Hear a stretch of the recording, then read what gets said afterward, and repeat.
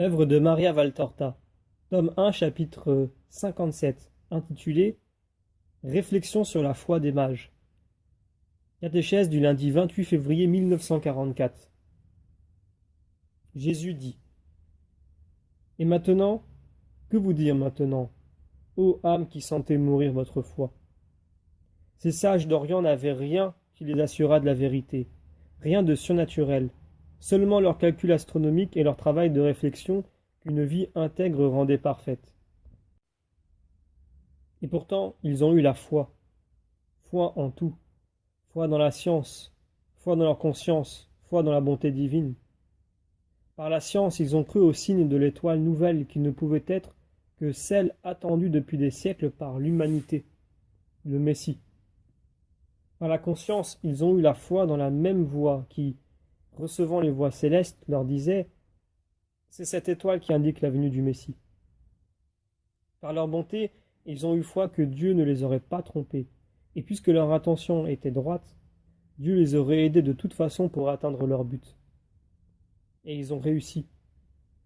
Eux seuls, parmi tant de gens qui étudient les signes, ils ont compris ce signe, parce que eux seuls avaient dans l'âme le désir anxieux de connaître les paroles de Dieu, avec une intention droite, dans la pensée profonde, était de donner sans retard à Dieu louange et honneur.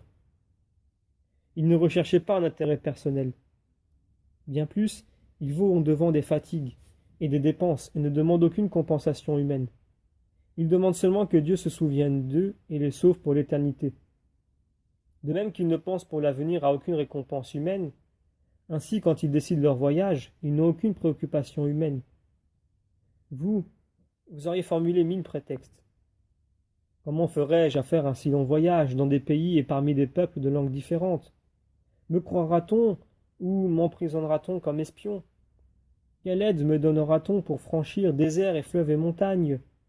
Et la chaleur, et le vent des hauts plateaux, et les fièvres qui règnent dans les zones marécageuses, et les fleuves gonflés par la pluie, et la nourriture différente, et les langues diverses.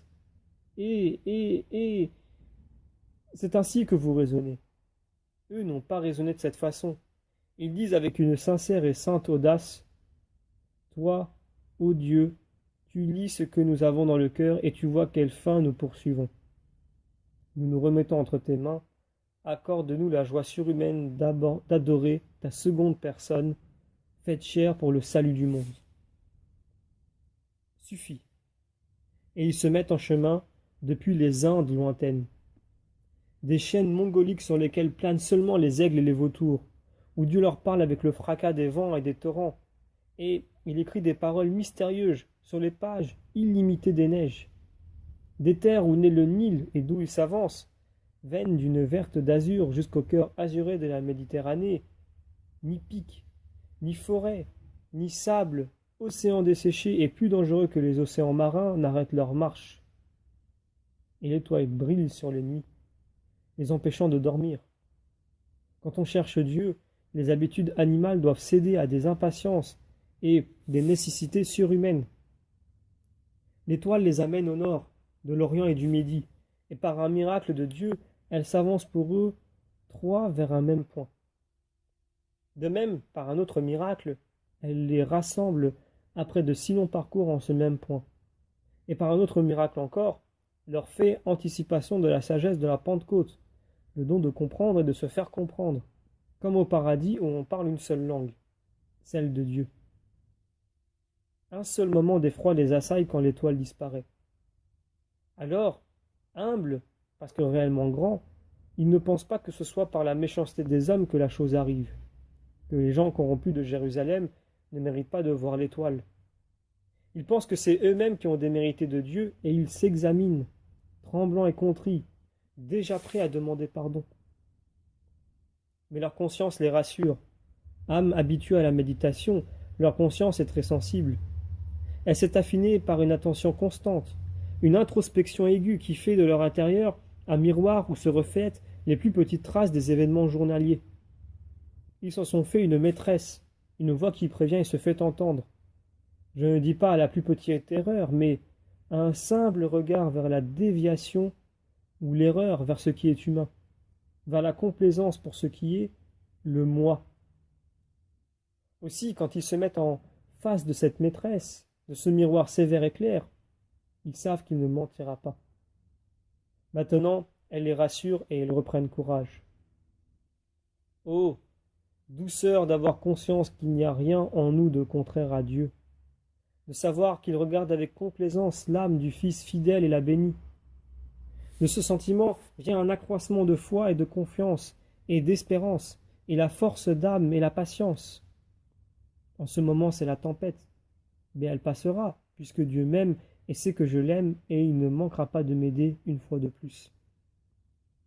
Ainsi parlent ceux qui possèdent la paix qui vient d'une conscience droite, qui dirige souverainement chacune de leurs actions.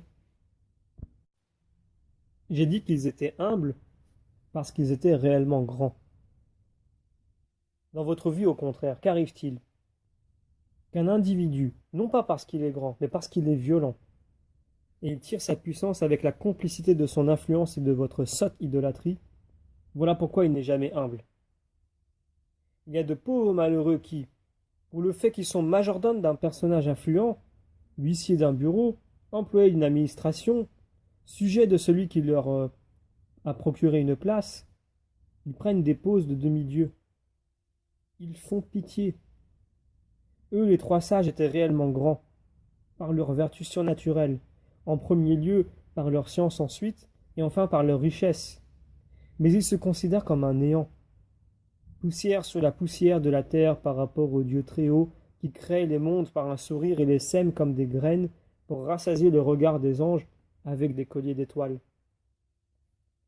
Mais s'ils se considèrent comme rien en face du Dieu très haut qui a créé la planète sur laquelle ils vivent et lui a donné une extraordinaire variété, en disposant, lui, sculpteur infini, d'œuvres sans limite, ici, d'un coup de pouce, une couronne de 12 collines, et là, une ossature de dômes et de pics qui semblent des vertèbres de la terre, de ce corps démesuré, qui a pour veines les fleuves, pour bassin les lacs, pour cœur les océans, pour vêtements les forêts, pour voile les nuages, pour ornement les glaciers cristallins, pour gemmes les turquoises et les émeraudes, les opales et les béryls de toutes nuances qui, avec les bois et les vents, chantent le grand chœur de louange à leur Seigneur. Mais ils se sentent néants, en leur sagesse haut, d'où leur vient la sagesse, et qui leur a donné un regard plus pénétrant que celui de leurs yeux pour voir des réalités. Les yeux de l'âme, qui savent lire dans les choses des paroles que n'a pas écrites une main humaine, mais qui ont été gravées par la pensée de Dieu. Mais ils ont conscience de leur néant comme possesseurs de richesses. Atomes en comparaison des richesses du possesseur de l'univers, qui répand les métaux et les gemmes dans les astres et les planètes, et des richesses inépuisables dans le cœur de ceux qu'il aime. Arrivé dans une pauvre maison, dans la plus insignifiante des cités de Juda, ils ne hochent pas la tête en disant « Impossible !» mais ils courbent l'échine, fléchissent les genoux, s'humilient surtout en leur cœur et adorent. Là, derrière ce pauvre mur, Dieu se trouve, ce Dieu qu'ils ont toujours invoqué, n'osant jamais espérer d'avoir même de loin la possibilité de le voir. Mais ils l'invoquent pour le bien du genre humain, pour leur bien éternel. Oh, c'est seulement cela qu'ils souhaitaient, de pouvoir le voir, le connaître, le posséder dans la vie où il n'y a plus d'aube, de crépuscule. Il est là, derrière ce pauvre mur. Sans doute son cœur de bambin, qui est pourtant le cœur d'un dieu, perçoit les battements du cœur de ces trois qui, prosternés sous la poussière du chemin, crient « Saint, Saint, Saint, bénis le Seigneur notre Dieu, gloire à lui au plus haut des cieux et paix à ses serviteurs. Gloire, gloire, gloire et bénédiction. » C'est cela qu'ils demandent avec un cœur tremblant d'amour. Pendant la nuit et la matinée qui suit, ils se préparent par la prière la plus vive à communier avec Dieu enfant. Ils ne vont pas vers cet autel qui est un sein virginal qui porte l'hostie divine, comme vous y allez, l'âme remplie de préoccupations humaines. Ils oublient sommeil et nourriture, ils s'en prennent les plus beaux habits. Ce n'est pas par vanité humaine, mais pour faire honneur au roi des rois. À la cour des souverains, les dignitaires entrent avec les plus beaux habits. Et pourquoi n'iraient-ils pas voir ce roi avec leur habit de fête? Et quelle fête y aurait-il pour eux, plus grande que celle-là? Oh, dans leur pays lointain, à plusieurs reprises, ils ont dû se parer pour des hommes qui étaient leurs égaux, pour leur fêter et leur faire honneur. Il est donc juste de prosterner aux pieds du roi suprême, pourpre et joyaux, soie et plumes précieuses, mettre à ses pieds, à ses doux pieds à ses doux pieds petits, les textiles de la terre, les gemmes de la terre, les plumes de la terre, les métaux de la terre, tout qui appartient à son œuvre, pour que elles aussi, ces choses de la terre, adorent leur Créateur. Et ils seraient heureux si la petite créature leur ordonnait de s'allonger sur le sol pour offrir un tapis vivant à ses pas de bambin et leur marcher dessus, lui qui a laissé des étoiles pour eux. Poussière, poussière, poussière. Ils sont humbles et généreux, obéissant aux voix du Très-Haut. Ils ordonnent de porter des cadeaux au roi nouveau-né. Ils portent eux-mêmes ses dons. Ils ne disent pas « Il est riche et n'en a pas besoin. Il est Dieu et ne connaîtra pas la mort. » Ils obéissent. Et ce sont eux qui, les premiers, secourent la pauvreté du Seigneur. Comme il sera utile cet or pour ceux qui demain seront des fugitifs. Comme elle sera expressive cette myrrhe pour celui qui bientôt sera mis à mort. Comme il sera pieux cet encens, pour qui devra respirer la puanteur de la luxure des hommes qui bouillonnent autour de sa pureté infinie. Ils sont humbles, généreux, obéissants et respectueux l'un de l'autre. Les vertus en font toujours d'autres vertus. Après celle qui s'adresse à Dieu, voilà celle qui s'adresse au prochain. C'est le respect qui devient charité. Au plus vieux, il est réservé de parler au nom de tous, de recevoir pour le premier le baiser du Seigneur et de le conduire par la main. Les autres pourront encore le voir, mais lui, il est âgé, non. Il est bien proche, le jour où il retournera à Dieu. Il le verra, ce Christ, après sa mort cruelle, et le suivra dans le sillage des sauvés quand il retournera au ciel. Mais il ne le verra plus sur cette terre, et alors, pour viatique, il lui reste la tiédeur de la petite main, qui se fie à sa main déjà ridée. Il n'y a aucune envie chez les autres, mais au contraire un surcroît de respect pour le vieux sage. Il a mérité plus qu'eux, et pendant un plus longtemps. Le Dieu enfant le sait. Elle ne se fait pas encore entendre la parole du Père, mais son geste est parole. Béni soit son innocente parole qui indique l'ancien comme son préféré. Mais, ô mes fils, il y a deux autres enseignements qui ressortent de cette vision. L'attitude de Joseph qui sait se tenir à sa place, présent comme gardien et protecteur de la pureté et de la sainteté, mais il n'en usurpe pas les droits. C'est Marie, avec son Jésus, qui reçoit les hommages et à qui est adressée la parole. Joseph s'en réjouit pour elle et ne se fait pas de souci d'être un personnage secondaire. Joseph est un juste. Il est le juste. Et il est juste toujours, même à cette heure. Les vapeurs de la fête ne lui montent pas au cerveau. Il reste humble et juste. Il est heureux des cadeaux, pas pour lui, mais il pense qu'avec ses présents, il pourra procurer une vie plus facile à son épouse et à l'enfant.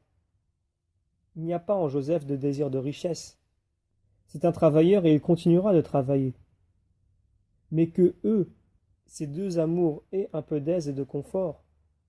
Ni lui ni les mages ne savent que ces dons serviront pour une fuite et une vie d'exil, où ces richesses se dispersent comme des nuages chassés par le vent, et encore à un retour dans leur patrie. Ils auront alors tout perdu, clients et mobilier. Ils ne trouveront que les murs de leur maison protégés par Dieu, car c'était là qu'ils s'étaient unis à la Vierge et s'étaient fait chair. Joseph est humble, lui gardien de Dieu et de celle qui était la mère de Dieu et l'épouse du Très-Haut, jusqu'à présenter l'étrier à ses vassaux de Dieu. C'est un pauvre charpentier, parce que la violence des hommes a dépouillé les héritiers de David de leur possession royale. Mais il est toujours de race royale, et a les manières d'un roi. C'est pour lui aussi qu'a été dit, il était humble parce que vraiment grand. Dernier, doux, expressif enseignement. C'est Marie qui prend la main de Jésus, qui ne sait pas encore bénir. et la guide dans le geste saint. C'est toujours Marie qui prend la main de Jésus et la guide, maintenant encore. Maintenant, Jésus sait bénir. Mais parfois, sa main transpercée retombe, lasse et découragée parce qu'il est inutile de bénir. Vous détruisez ma bénédiction. Elle retombe encore indignée parce que vous me maudissez. C'est alors Marie qui contient cette indignation, en baisant cette main. Oh, le baiser de ma mère! Qui résisterait à ce baiser? Puis, de ses doigts délicats, avec un amour si impérieux, elle prend mon poignet et me force à bénir. Je ne puis repousser ma mère, mais il faut passer par elle pour la faire votre avocate. Elle est ma reine avant d'être la vôtre, et son amour pour vous a des indulgences que le mien même ne connaît pas. Et elle, sans parole, avec les perles de ses larmes et l'évocation de ma croix, dont elle me fait tracer le signe en l'air, plaide votre cause et me persuade. Tu es le Sauveur, sauve! Pour mes fils, l'évangile de la foi, dans la vision de la scène des mages, méditez et imitez pour votre bien.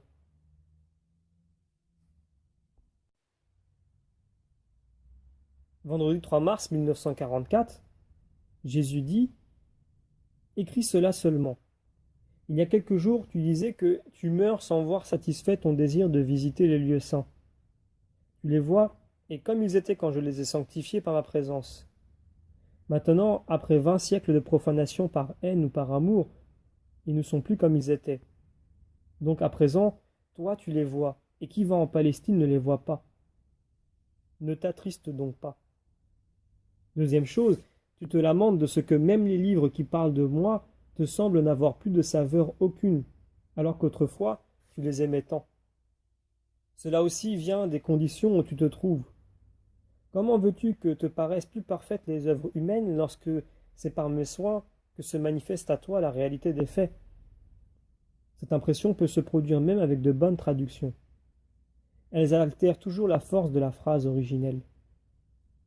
Les descriptions humaines, aussi bien pour les lieux que pour les faits et les sentiments, sont des traductions, et pour cela toujours incomplètes, inexactes, sinon dans les paroles et les faits, mais dans les sentiments.